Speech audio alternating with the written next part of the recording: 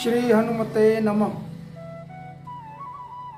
हनुमान जी के बारे में, उनके अवतार के बारे में या उनका इस कलयुग में उपस्थित रहना, इस समय जिसे हम हनुमान जी को कलयुग में जागृत देवता जानते हैं, ये अनंत जीविन है, अर्थात ये अभी भी कलयुग में चिरंजीव भगवान के आशीर्वाद से उपस्थित है।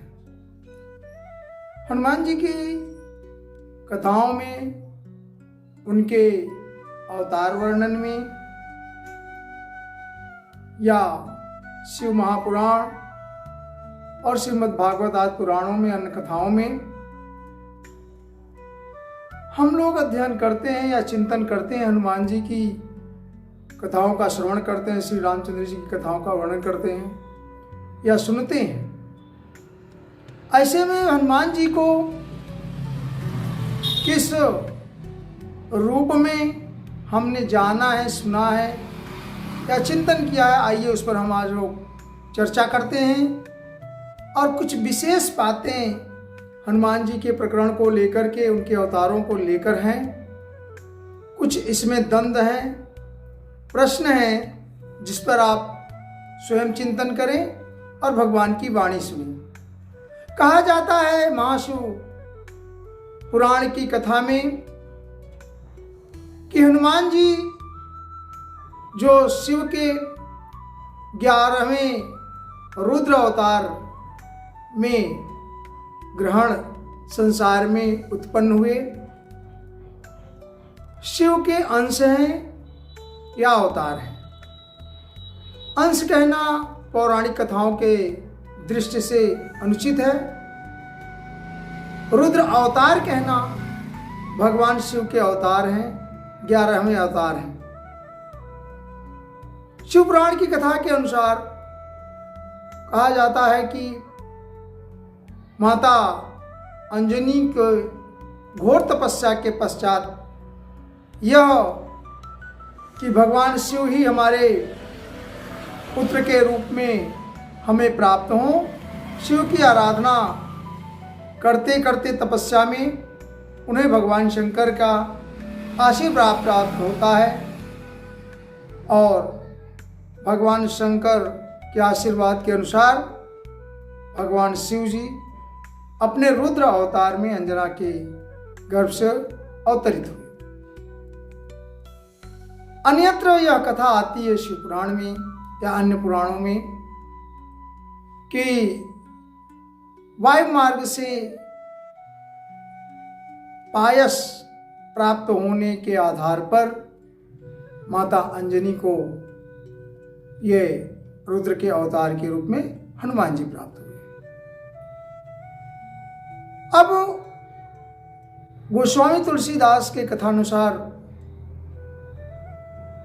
हनुमान चालीसा में शंकर सुमन केसरी नंदन,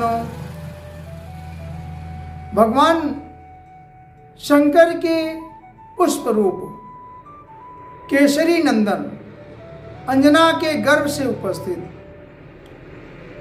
अब यह शिव पुराण और कथा के अन्यत्र स्वामी रामभद्राचार्य ने भी कई जगह यह प्रसंग में कहा है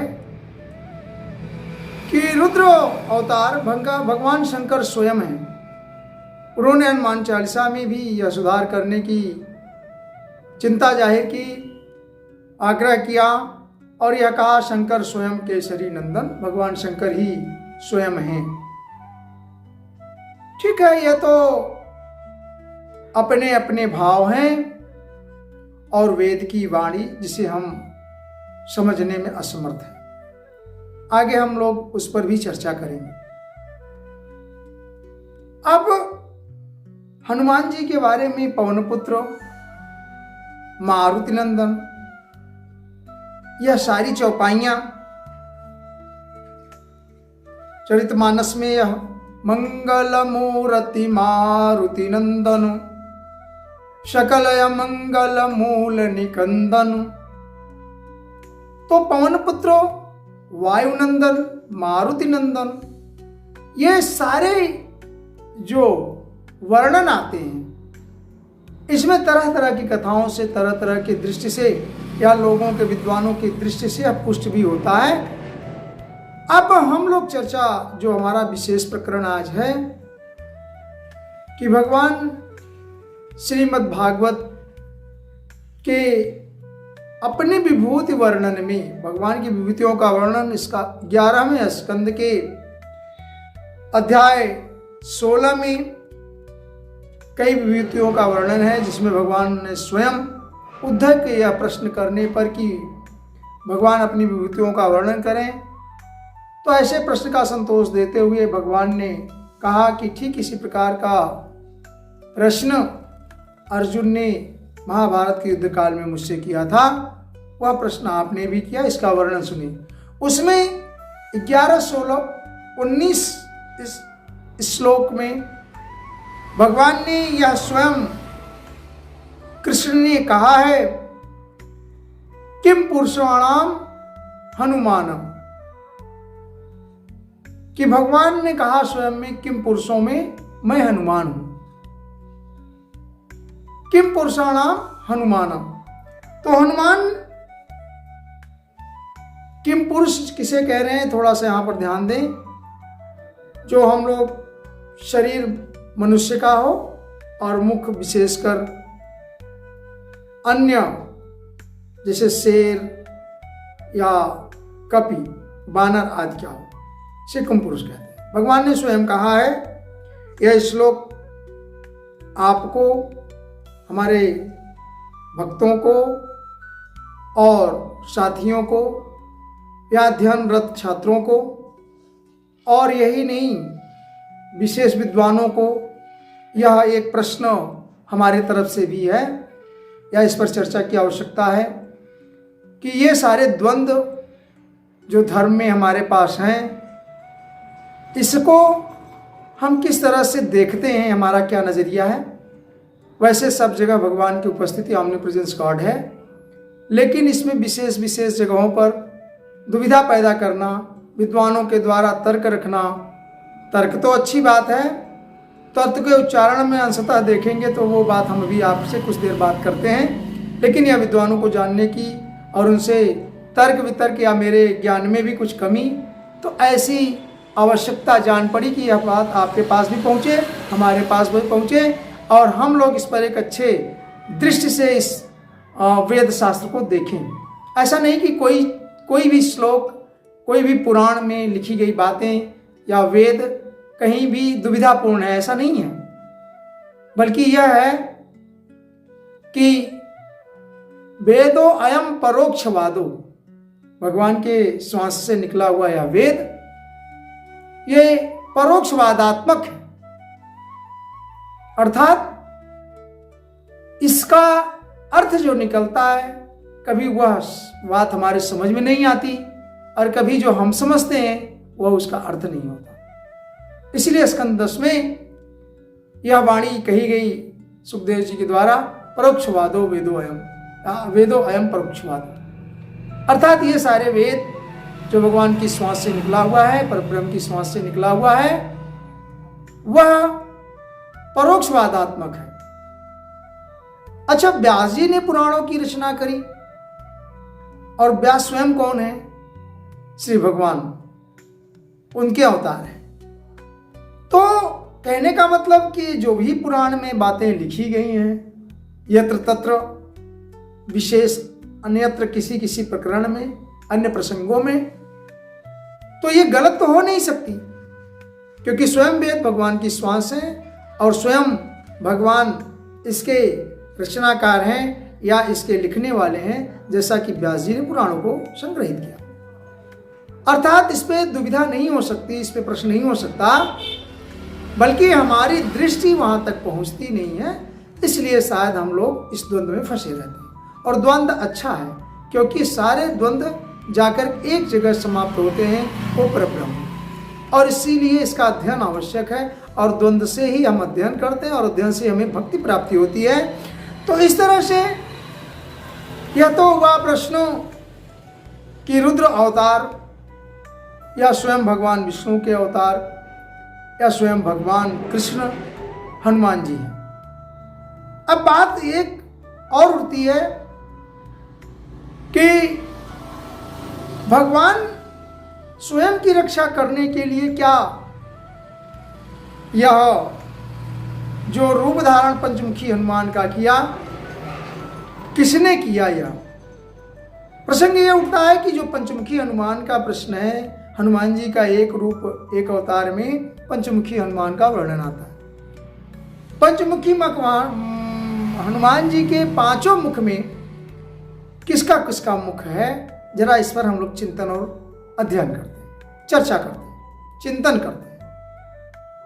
तो देखिए, भगवान के हनुमान जी के पंच मुख में या पांचों मुख में किसका किसका रूप है या किसका अंश अवतार है? उत्तर की दिशा में देखिए, पांचों मुख में चारों दिशाओं में चार मुख और एक ऊपर आकाश वृत्त की तरफ मुख है, यही पंचमुखी हनुमान कहे जाते हैं। जिसमें उत्तर के मुख में हनुमान जी का बराह मुख है। अब बराह मुख, बराह अवतार की बात करें तो भगवान स्वयं विष्णु के अवतार। यह उत्तर की बात बराह, और पश्चिम में भगवान गरुण का मुख है।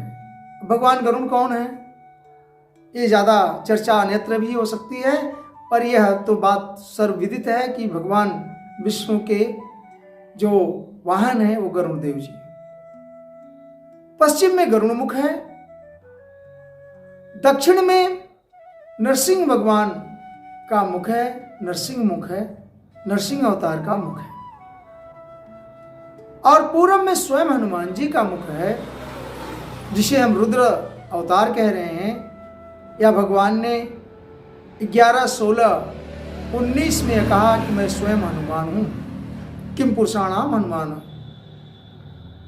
ये पूर्वोत्तर में इनका मुख है।